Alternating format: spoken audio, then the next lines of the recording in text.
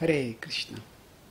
See nature not as the inflictor of misery, but as the instructor of incompatibility. Sometimes some people see nature in very negative terms. They think that nature is the cause of so much suffering. Nature causes earthquakes and typhoons and tsunamis, and in this way nature causes so much misery to us. And although there is also another parallel positive conception of nature as a mother who provides for our needs through providing us natural necessities, food, water, fruits, grains, vegetables. But the other conception is that nature actually causes devastation and destruction. And in one moment she can destroy things that we have labored for years and years, decades for achieving. Such is the fearsome power of nature. Now how do we deal with such two contradictory conceptions of nature? One as the provider of necessity, and the other as the inflictor of misery. So in the Vedic conception, when the goddess is worshipped, often people say Jai Mataji. They understand that the goddess is a mother. So that conception of the goddess as mother is there. But one of her names is also Durga. And the word Durga means fort. So this word, in the past, sometimes prisoners would be kept inside a fort. So similarly, so that they would not be able to escape. So similarly, there is this world is like a fort in which we are kept. Now, within this fort, because this is a place where we are living an incompatible existence, we are eternal souls, but we are caught in temporary material bodies in this temporary world. And that's why the very incompatibility of our situation is going to be a recipe for misery. The very fact that we are eternal but we are seeking pleasure in the temporary, that is going to cause us misery. Just like a child who makes a sand castle and thinks that, oh, the sand castle will be so enjoyable. That child is going to suffer, because when the sand castle is going to be destroyed sooner or later. So similarly do we suffer when we recognize ourselves as, when we misidentify with matter and try to find pleasure in matter.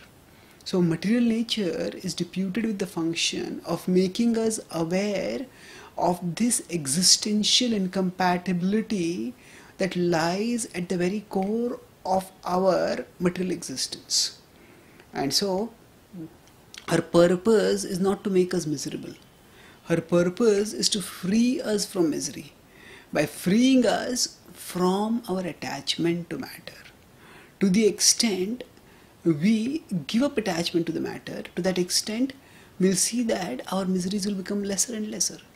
Although this may seem like deprivation at one level, but when we understand that beyond nature is our master, that is Krishna, and when we surrender to Krishna, then we will see that actually Krishna is a source of unlimited happiness, and nature is the instructor of incompatibility, and she pushes us away from matter towards Krishna. And to the extent we take shelter of Krishna, we transcend the misery of material existence. So in the Bhagavad Gita, Krishna talks about Daiviya Esha Gunimai Mama Maya Duratyaya Mameva Ye Prapadyante Maya Metam Tarantite. It says in 7.14, Daiviya, divine indeed. Daiviya Esha Gunimai, made of three modes. Mama Maya Duratyaya. My Maya is Duratya, is extremely terrible. Mameva Ye Prapadyante. Those who surrender to me, Mayam etam tarantite. They'll cross beyond the illusion of Maya. So we need to recognize that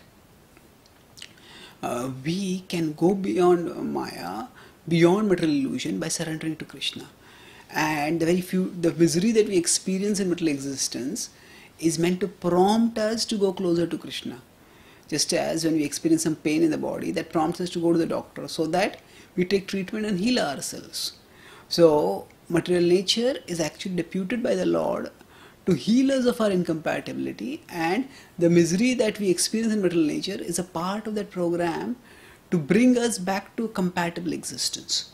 So rather than having a fragmented vision of material nature, if we see her only as a mother, then we will not be able to understand why she gives misery. If we see her as only a source of misery, then we are blinding ourselves to the reality that she is also providing so many necessities to us, as does a mother. So when we understand that she is meant to not provide as a permanent home, but she is meant to provide for us as we go from this world to Krishna's world, then we will see that her provision of necessities is meant for us to live spiritually, and her arrangement of misery is meant to ensure that we don't become too comfortable, we don't settle in this world, but that we progress out of this world and we attain Krishna. Thank you. Hare Krishna.